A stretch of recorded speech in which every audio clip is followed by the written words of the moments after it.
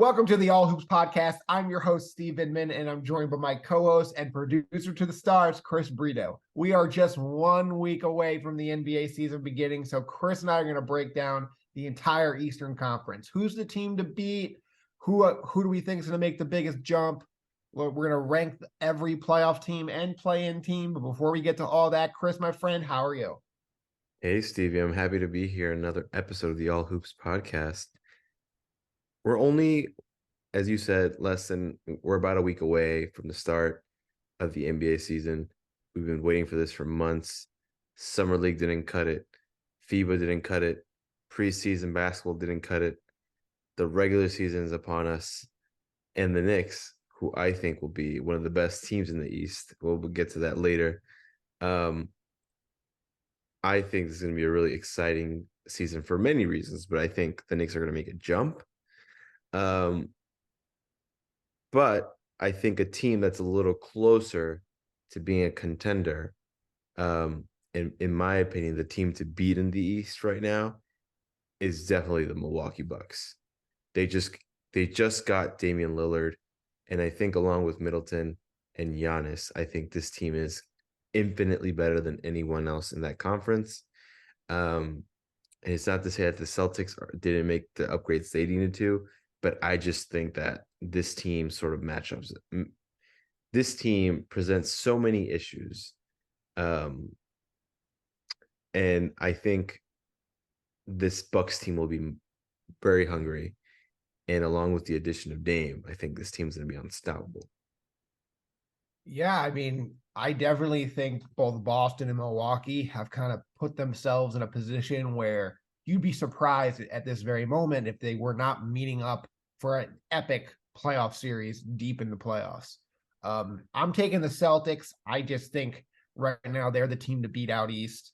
I think it's for two reasons. One, from the Bucks' point of view, I think it's going to take a little bit of time to get Dame and Giannis kind of playing at their best together. You know, Dame has never really played with another alpha guy like Giannis. Giannis really hasn't really played with a point guard like Dame. I think both of them are kind of struggle to figure out how to get all their shots, how to get the most out of both of them, who's going to get the ball at the end of the game. So that doesn't mean they're going to be a 500 team or something like that, but I think it might take them, maybe a month to get everything up the snide, right? Who defensively, how do these rotations play out? How does their bench look? It's a pretty thin team now after the Dame trade. So I'm curious to see how that all plays out. And that's why I think I got Bucks 2, Boston 1. And from the Celtics perspective, I just think adding Drew Holiday in here is going to be a pretty seamless transition. Listen, I don't dispute what you're saying that the Celtics have really upgraded the roster and they're really making themselves closer to the Bucks. But the biggest issue with the Celtics for me is that they don't have the depth to keep up with a team like the Bucks.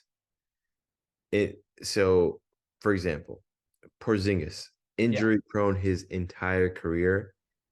The moment that man gets hurt, yeah, Horford's going to have to back him up. And Horford is basically what, 36, 37? Yeah. So to me, that's not really a solution in the East where you face guys like Giannis. Who's going to be able, I mean, to be fair, not many players can guard Giannis in the league at large. But the Celtics have no solution to guarding Giannis on that squad. Yeah, I mean, obviously the playoffs are a different animal. Like right now, we're talking about who's going to finish ahead in the regular season, who's the team to beat going in. Obviously, that's a huge problem for Boston. Mm-hmm. But at the same time, like you can find bigs. That's probably the easiest thing to find at, let's say, the buyout deadline or in January if Porzingis is beat up. They could go find themselves a couple of bodies who can bang down low with Giannis and at least be like who? Like Dwight Howard? No, they can do better than Dwight Howard. There's I don't think so. I think Go ahead. I don't think there's anybody that you can find in the buyout market that's going to be a starter for a I'm top not even sure. It top doesn't even one. need to be the buyout market. Sorry, Like, it doesn't even have to be a starter. I'm just saying, like, I don't think there's anybody there or going to be anybody there that really is going to make a difference. That's all. okay. Yeah, I mean, I think Porzingis showed last year that he can be healthy enough. Horford has shown he has still plenty in the tank. You know, this is gonna sound bad. Now I feel like you're gonna win the argument right now, but they still have Luke Cornett. He can play some center minutes at the same time. All right, all right, Look, yeah, I mean, look, all it's right. not Thank it's you. not a it's not a work, it's a work in progress. It obviously is a work in progress, but I just think you have the two wings in Jalen and Jason, and then you also have Drew Holiday.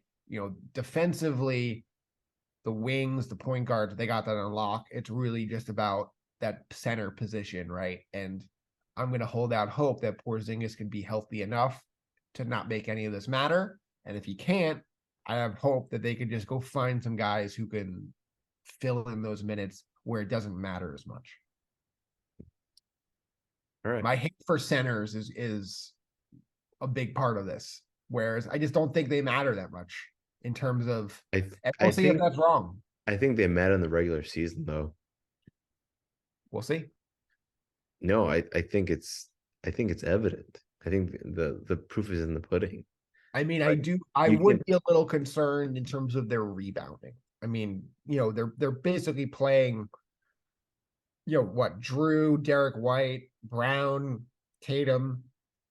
Those are all four guard wing guys. There's no 7-footer in there. There's no 6'10" guy who's gonna, bruise down low. Porzingis and Horford, I can't really see them playing together too often.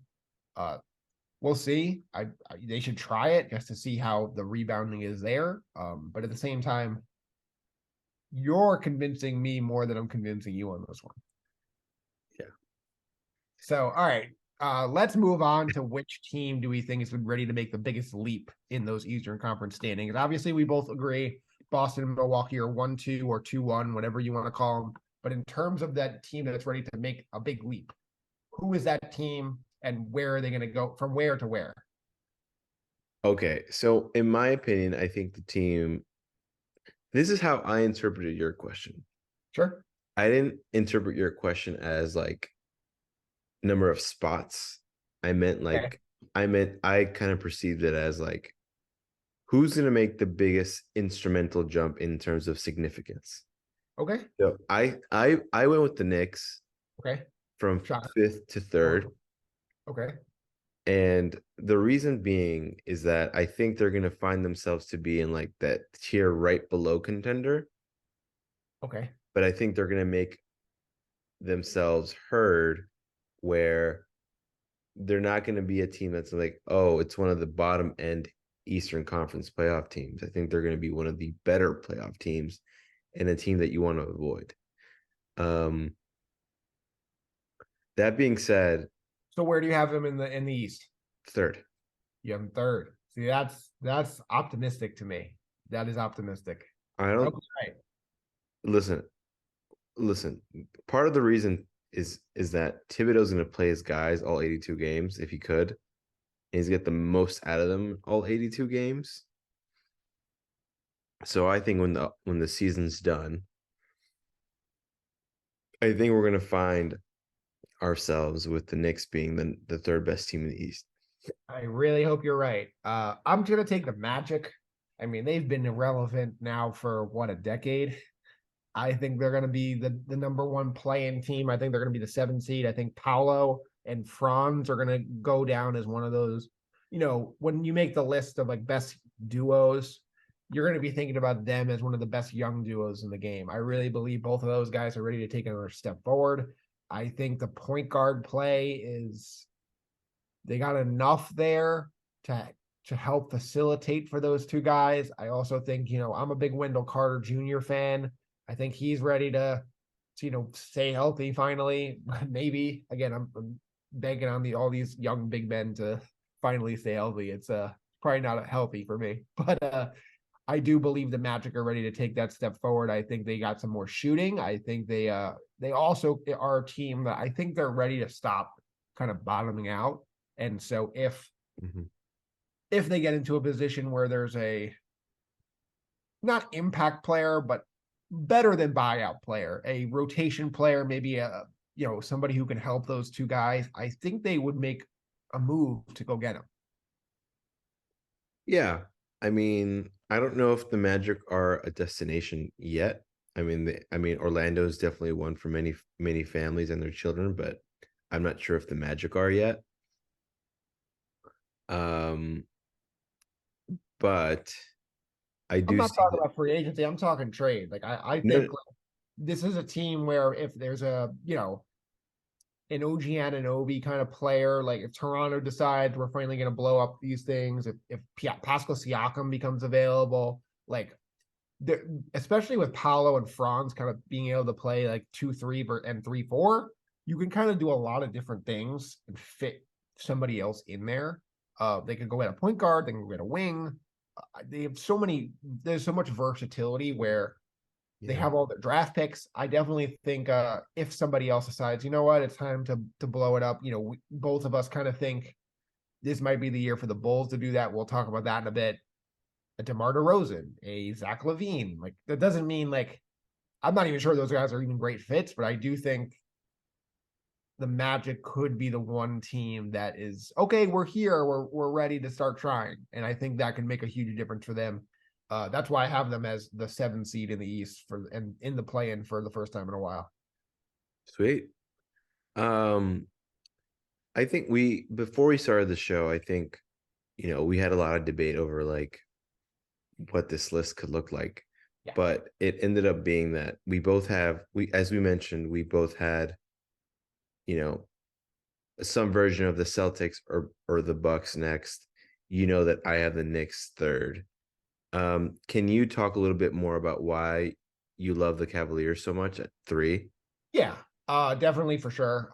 I do want to say, if anybody says anything, the Magic have made the playoffs in the last decade. They had that 2 years as the 8 seed, right? They got bounced by Milwaukee. They got bounced by Mm-hmm. Toronto. I'm not really counting that. They were an 8 seed. I think this new era is going to be really fun for them. And I'm excited to see basically the most excited any Orlando Magic fan has been about their team basically since the Dwight Howard days. That's it for the Magic. Moving on to Cleveland. I just think the continuity that they had last year, they won 51 games. They brought back the same group. They added some shooting, guys like Max Strus. I really like that. I definitely think this is a team that's going to have a home field advantage. I think the crowd's going to be pretty good for them. And I think they're going to be a good regular season team. I could see a scenario where they go to the second round this year. I think Donovan Mitchell is an excellent, closer in games. We've seen him do that for a long time now between Utah and Cleveland. I think, after that 1-2, I think there's a big drop off, and I think Cleveland can definitely be a team that can win 50 plus regular season games and be a 3 seed. And, I don't think anybody's going to really take them seriously in terms of winning a championship, but I do think they could be a team that deserves more praise going forward. Fair enough. You want to just read off the rest of your list, your top 10? Yeah. So I got Boston 1, Milwaukee 2, Cleveland 3. And then I think there's a pretty big drop off. I got Miami 4. It's always hard to read how the Heat are going to take a regular season, right? They were the 8 seed last year. They barely made it out of the play-in. I'm putting them 4. Philly, I think, has a more talented roster than them, but there's always that chance that James Harden just sinks this team. And I don't really know what to do with them, so I kind of put them in the middle of the pack. And then I got New York Knicks 6. I think you and I both agree that top 6, whatever order you put them in, we all feel pretty comfortable that being the top 6 out of the plan. Then 7, I have Orlando. 8, I have Atlanta. 9, I have the Raptors. I just think the Raptors have some talent, but they're just nothing there at point guard. Whether it's Dennis Schroeder running the show. I just don't see it. And I think it's going to be a challenge for them to develop offense. Defensively, they'll be great. I still love Scotty Barnes. Pascal Siakam's a guy who's a free agent in a year. Wait, did you just trash the FIBA MVP, Dennis Schroeder? Was he the MVP? I mean, I think he was. Germany won FIBA, so. So that he probably was the MVP. And then I got the Nets 10th. You made me feel a little subconscious before the show about did I put the Nets too low? But this was a team that was, mid 30s win pace after the Kevin Durant trade. I just don't think they're that great. Um, so we'll see. And then the one team that really I omitted from here is the Bulls. I think you and I kind of think, and you tell me this is wrong, but I think this is the year they finally say enough is enough. Competing for a play and doesn't really make a lot of sense with an older roster. We're going to move DeRozan. Maybe we'll move Levine. Lonzo Ball's not coming back to help us. We already ruled him out for the year.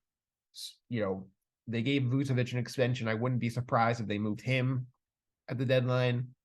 It's time to blow it up there. So I got them out of the playoffs and playing, and that's my 10. Really quickly for me, I have Bucks, Celtics, Knicks as we spoke about. I think we need to put more respect on the Heat's name. I think the Heat should be at least the top 4 seed. I think then from there, I have the Sixers, Cavs, Nets, Raptors, Hawks, Magic. I do think the Magic are at least a play-in team. I think the Hawks still have enough talent.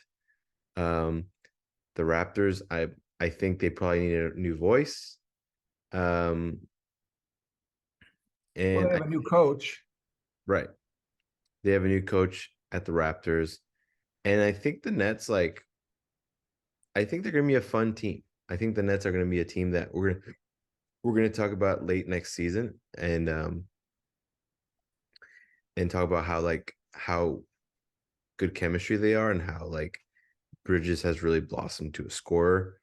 And I think you alluded to it before the show too, that they didn't play as well after the trade. But I think we need to sort of give them the benefit of needing to play a few more games together. And I feel like we're going to see that. And they're going to have Ben Simmons, a Oh, rejuvenated Ben Simmons. oh no. For the third straight year, an all hoops host has fallen for the Ben Simmons hype. And this year, for the first time, it's not me. I believe it. Why do you believe it? Sometimes Steve, you just gotta trust your gut, and this is one of those moments. Why is your gut telling you Ben Simmons, who has not tried hard for a couple years, why is this Well, year? I don't think it's about him trying hard. I really think that he had mental hurdles. Okay. And I think after seeing some preseason highlights, I think that he could be someone that at least is a rotation member of a team like this. And he's gonna be an asset. Yeah, I mean, he was such an electric player in Philly. Even when things weren't going well, he was still a very impactful player. So I'm hoping he gets back to that as well. It's sad to see what he's become, and I'm not falling for it this year. I think it's over. I don't think he'll be in the rotation for most of the year. I could definitely see what you're saying, where they give him a shot to start the year, as they should. He's being paid a ton of money. They're not really going anywhere. They might as well try it and see if they could get an asset out of him. But I just don't see it. I hope I'm wrong. I've been wrong about Ben Simmons basically for the last 5 years. So why would this be any different? Just turning course for me. Uh, that is our playoff and play-in teams. It's going to be a really fun year. I'm so excited to get started, Chris. We're only a week away. We'll do our final thoughts now. Obviously, I'm a little concerned, Chris, about this Carl Anthony Towns thing once again. Stefan Bondi had a new article about it, basically saying the Knicks continue to monitor Towns. Obviously, Leon Rose was his agent. Both Tibbs and Towns have both come out and said nice things about each other in the last few days, and I'm concerned. He's about to start, I repeat, start a supermax, and he is not really shown to be a winning player. He's not shown to be healthy. He's not shown he can play with another big, and defensively, I think he's a mess. So I'm very concerned here. I'm not as concerned like you are. I think for me, the benefit of adding Carl Anthony Towns is just he's going to give someone like Randall a lot of space to operate in the paint and fake and run into the paint and have a lot more space to create. Listen, is the money part ideal? No, but I think that with this new CBA, a lot of the old money ends up being like just like okay, a medium amount of money in this new CBA. Karl Anthony Towns is making 36 million this upcoming season that starts Yeah. in a 36 million. He's an impact Yeah. player, former number one pick. He's only 27. Hmm. Sure, that makes a lot of sense. Year after that, $49.5 million. Hmm. Okay, now we're getting to a little bit of a point where you're getting a little nervous. Year after that, $53 million. Hmm. Okay, I don't feel great anymore. 2027, $57 million. Not great. And then he's got a $61 million player option for 2028. So and again, they're not trying to give him away. They want probably Barrett. They probably want multiple first round picks. This is your big move. And I don't believe he's worth the money. I don't believe he's worth giving up the draft capital. And I don't think he's worth doing both of those together. Listen, I'm of the belief though that he is someone that could get us closer to a championship. Like, is he the missing piece? I don't know about that, but I think he probably makes us into like at least a 2 seed. You think he gets us to be a 2 seed? I don't see that. I don't think they're better with Towns. I guess just they need to pull off that trade and we'll find out. We will find out. Anything else you got, Chris, before we wrap up the show? Just one last thing. I think we looked over the over unders like we usually do every year. I think I want to just point out one that I think is kind of juicy. Hornets under 30 wins. I think with the amount of chaos that's like surrounding that roster in and out, I think those tend to not be circumstances that can lend for a productive and successful season. So I just don't see how they're going to win more than 30 games. Yeah, I don't think that's crazy. I mean, obviously, you and I are both, we love LaMelo. So we're hoping for him to have a healthy season. Why I love LaMelo. Maybe Yeah. that's just me. But yeah, the Hornets it had not gone well at all. Last year, 27 wins. I kind of think they're going to be a little better. I think Bridges is coming back. We don't really know what's going on there.